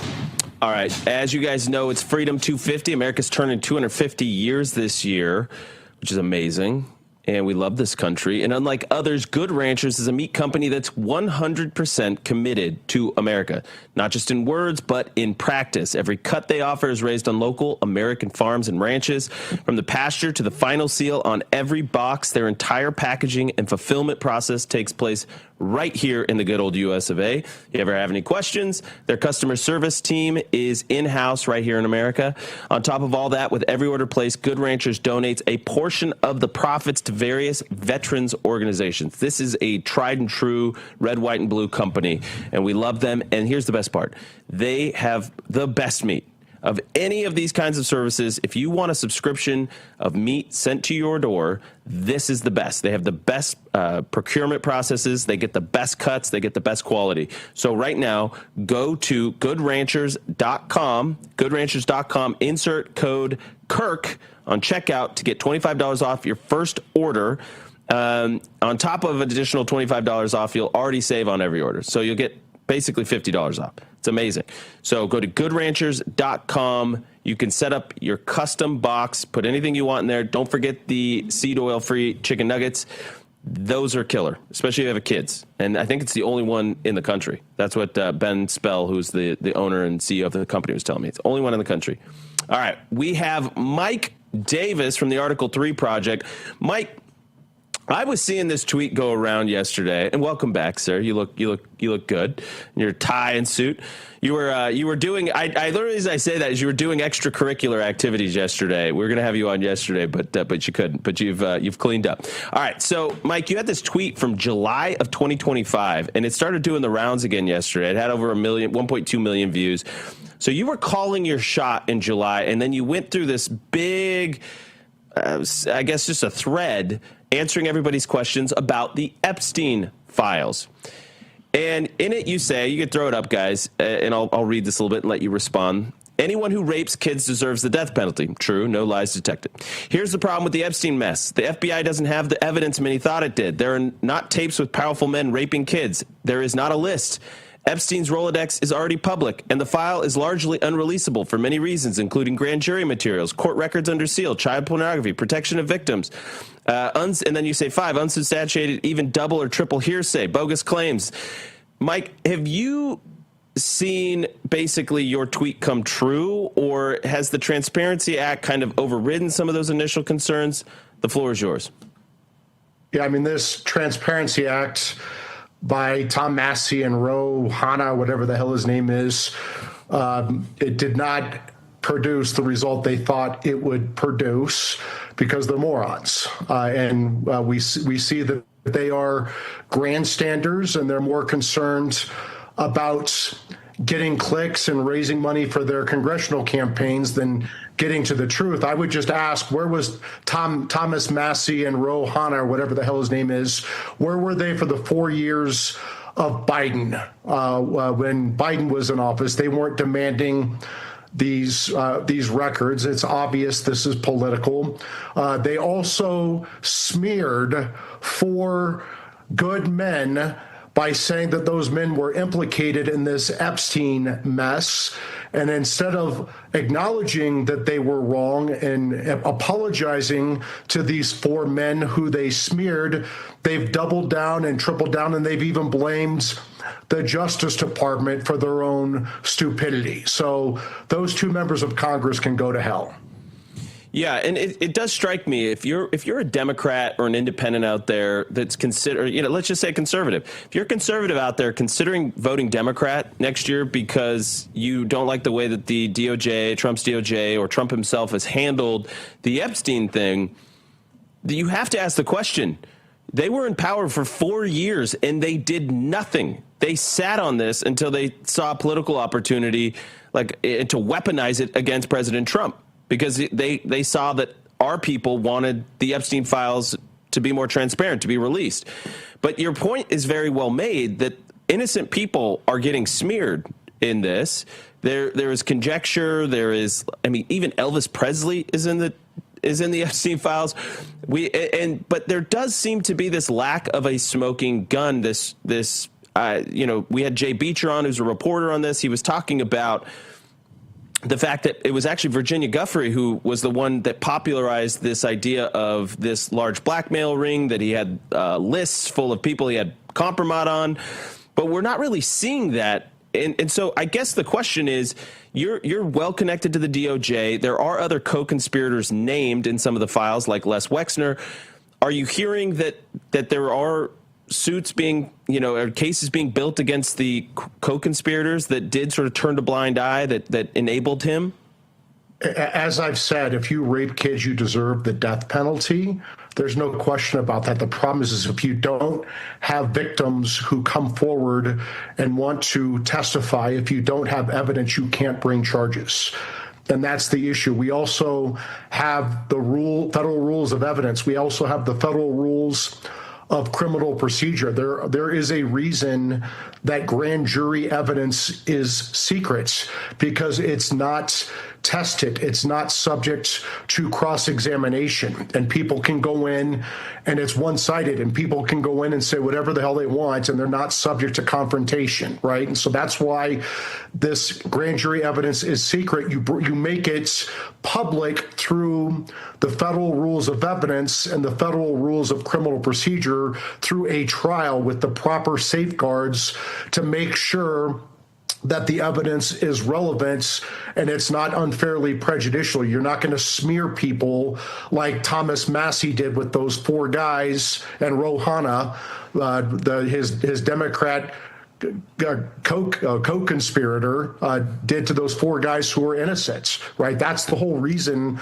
we have these procedures to protect to protect victims, to protect witnesses, to protect those who are accused. We've had these in place for centuries, but we got rid of this because Thomas Massey decided he was going to pass legislation for the first time in his life, conveniently timed to think they're going to try to use it to screw over President Trump, and it backfired and blew up in their faces. Yeah, it's Mike, I've been very. He's contrarian. I'm the contrarian. I was skeptical. I've been skeptical about a lot of the Epstein stuff, probably since this really started to whip up last summer. And I think it's worth emphasizing what you said, where if you want to bring criminal charges, you need actual alleged specific acts by specific people. And I do feel there's been this miasma around it where it's like, why isn't everyone being charged? Why aren't there arrests and convictions? But as you say, considering we have so many alleged victims of all of this, there's been strikes me as a huge shortage of anyone stepping up to specifically say, I had this specific crime done to me by this specific person. And if you don't have that, what exactly are you going to indict? Well, let me make this other point that I think is important. If you want to bring accountability for the lawfare against President Trump, his aides, and his allies, then let's not demand that every good person in the Justice Department has to sit through months and months and months of document review on this Epstein BS, because that's what happens. The reason we're not seeing accountability on lawfare right now is because Thomas Massey and his Democrat buddies have all the Trump Justice Department people up to their eyeballs in Epstein document review for many months. So there are finite resources at the Justice Department, as there should be, and we had to focus on Thomas Massey's priorities, his political nonsense, rather than actually holding people accountable for their crimes. Yeah, that's a really interesting point, Mike. So you have been you are become famous by being a bulldog, infamous. By being a bulldog. You are always on the front foot, on the balls of your feet, and you are moving forward, trying to go after the bad guys, guys on the left, get the right judges, right prosecutors in place. I guess the question sort of, you could take it in either direction. What are we missing out on right now? Because you said they're up to their eyeballs reviewing documents on Epstein. What are we not doing? But also, what are we doing that at the DOJ, Pam Bondi, Harmeet Dillon, what are they doing that you think is getting missed by the noise that is Epstein? I think the Attorney General Pam Bondi is doing a phenomenal job. She's bold. She's fearless. She fires people. She hires the right people. She brings charges. She dismisses bogus, politicized charges. She has bigger balls than all the Republican white male attorneys general before her combined. And people are constantly attacking her. And it seems to align with this Epstein, Massey, weirdo crowd that they're constantly attacking her on this stuff, and it's distracting and it's diverting resources from the cases that actually matter. If Thomas Massey actually cared about Epstein and these victims, where the hell was he for 4 years of Biden? This is obviously a political game by him. He's teaming up with Democrats on this political game. All these Epstein freaks keep attacking Pam Bondi, who's doing a remarkable job given the terrible circumstances, and they want to make her job more difficult by diverting prosecutors and law enforcement agents to do this stupid Epstein review instead of actually going after crimes they can prosecute. So what about fraud? What about the Somali fraud? What about, Nick Shirley just dropped a new video about voter fraud in California. Are you hearing from your sources inside the DOJ that we're still able to do those, or are they getting backburnered? They're absolutely going to get prosecuted. You can't steal billions of dollars. You have Somali pirates stealing billions of dollars and sending it back to their warlords in Somalia to fight Americans and American interests. Of course they're going to get prosecuted. It takes time to gather the evidence and build these cases. All right. Well, Mike, I'm gonna have to just disagree with you. I think there is some more there with the Epstein stuff. I'm a big believer in the intel agency ties. We had Mike Benz on. It was a great segment. But I think you're also right that the DOJ has what the DOJ has. The FBI has what the FBI has. We have no idea what happened to those files along the way. We have no idea what's been stripped out, what's been destroyed, what's been put in a box. This has been years in holding, decades. We don't know what we don't have. Final word to you. Here's the issue.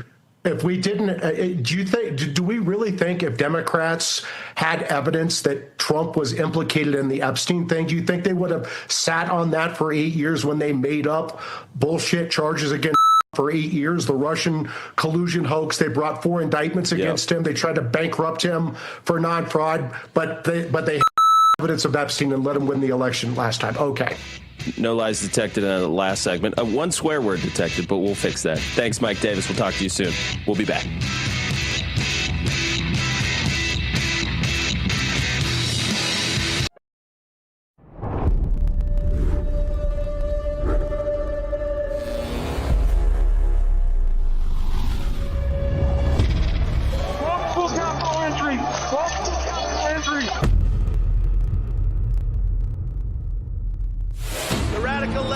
Exactly what they're doing. They want to steal the election.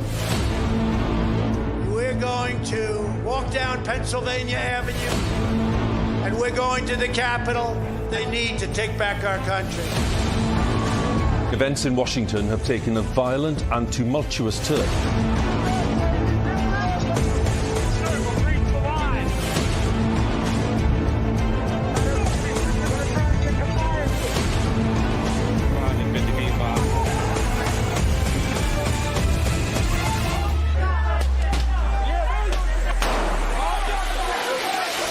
January 6th wasn't just a moment in history. For thousands of Americans, it was the moment their voices were taken. It's insurrection. They were persecuted, hunted. Seditious conspiracy. But behind prison walls, something unexpected happened. They found their voice again. Started singing the national anthem. We took it up to him at Mar-a-Lago. He goes, I'll put my voice on it. Our supporters made this go platinum. Real America's Voice is telling the real story of January 6th like you've never seen it before. Everybody, this must be peaceful. This is not the story you were shown. I take responsibility. This is the story they live. Government entrapment scheme that this actually was. The J6 Patriots are no longer staying silent. They are speaking, they are standing, and they are telling the truth. You can't kill us. You can't beat us. Scan the QR code or visit RealAmericasVoice.com. Real America's Voice presents The Sleeping Giant. Available now.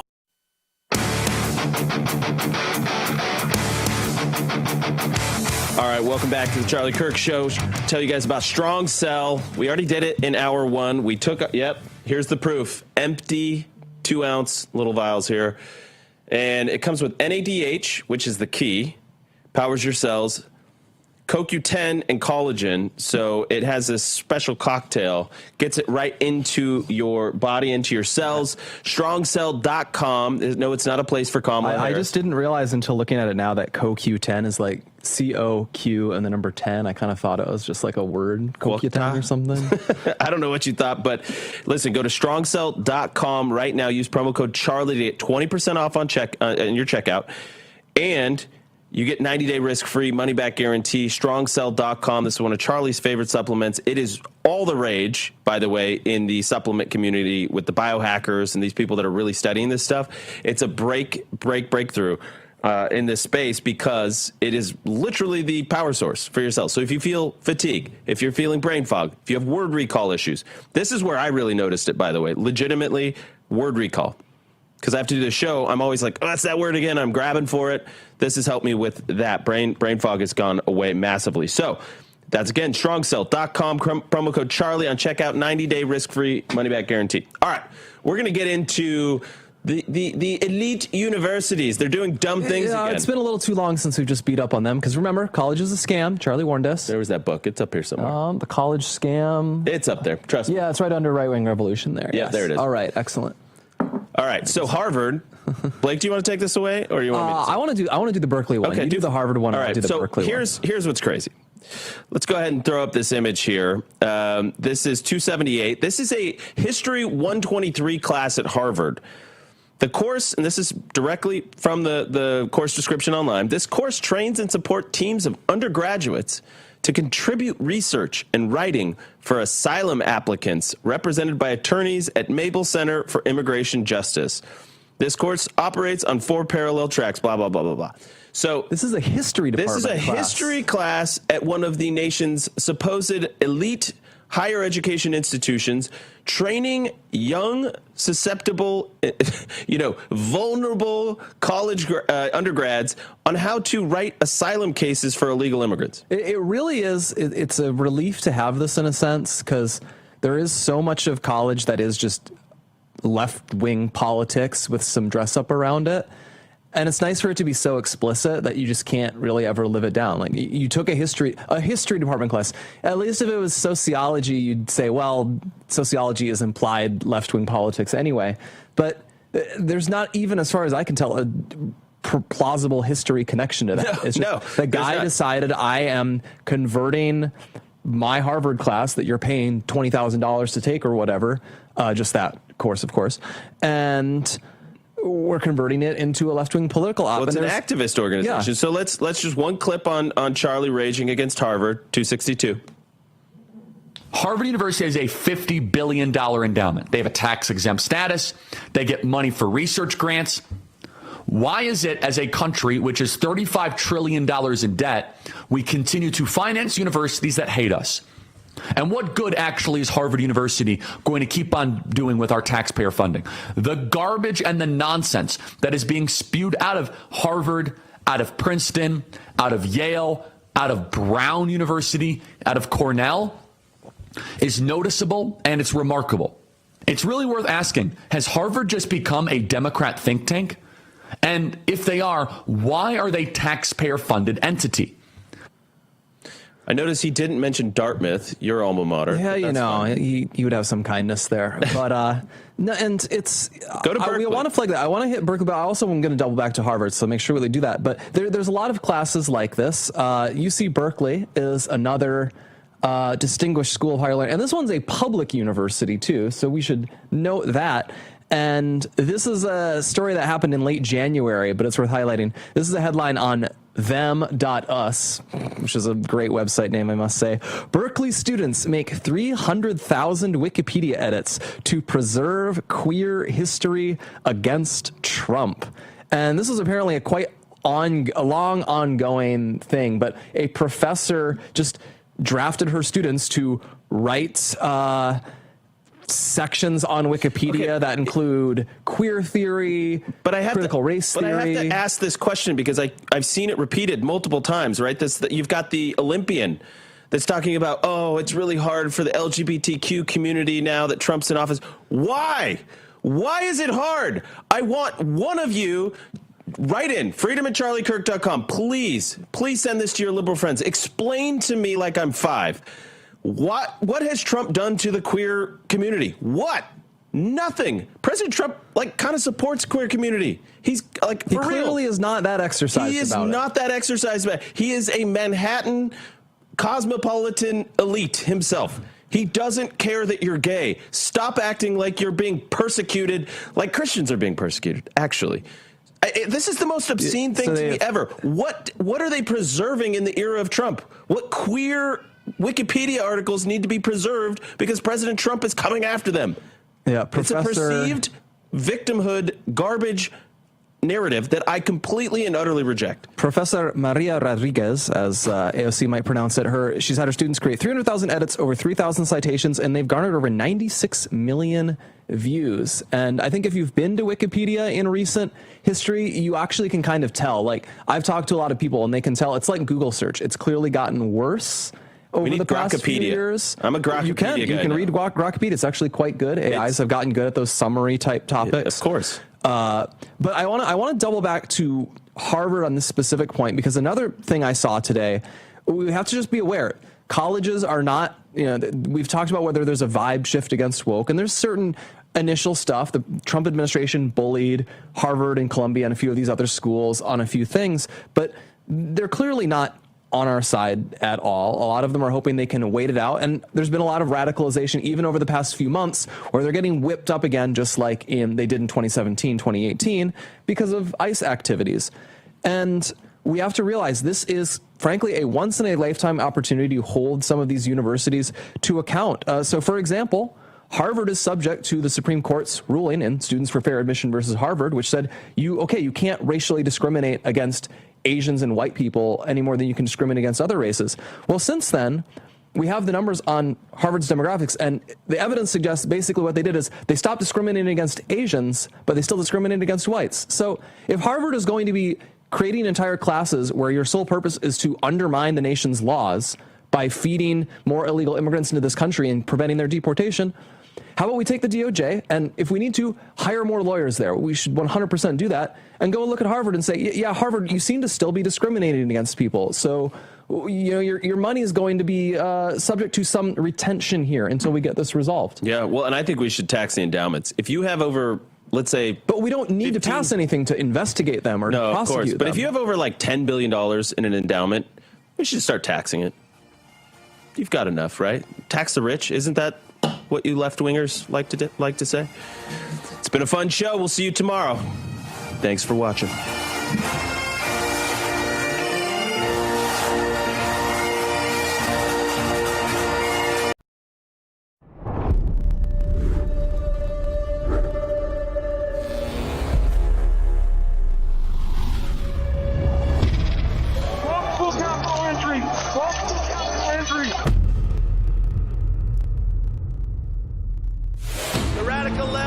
Exactly what they're doing. They want to steal the election.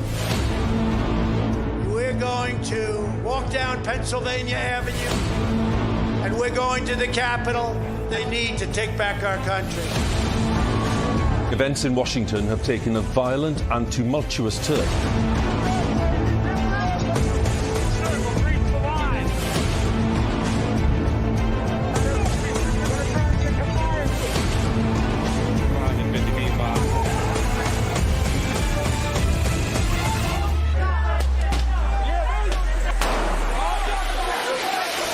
January 6th wasn't just a moment in history. For thousands of Americans, it was the moment their voices were taken. It's insurrection. They were persecuted, hunted. Seditious conspiracy. But behind prison walls, something unexpected happened. They found their voice again. Started singing the national anthem. We took it up to him at Mar-a-Lago. He goes, I'll put my voice on it. Our supporters made this go platinum. Real America's Voice is telling the real story of January 6th like you've never seen it before. Everybody, this must be peaceful. This is not the story you were shown. I take responsibility. This is the story they live. Government entrapment scheme that this actually was. The J6 Patriots are no longer staying silent. They are speaking, they are standing, and they are telling the truth. You can't kill us. You can't beat us. Scan the QR code or visit RealAmericasVoice.com. Real America's Voice presents The Sleeping Giant. Available now. I